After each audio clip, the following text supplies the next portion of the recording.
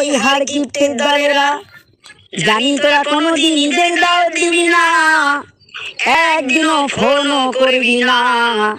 জানি তোদের মন নাই, আয় আয় আমি তোদের দাওয়াত দিলাম ঈদের দিন। তোরা সবাই আমার বাড়িতে এসে লাচ্ছা সিমই থেকে শুরু করে ঘুগনি থেকে শুরু করে যা মন চায় খাবি।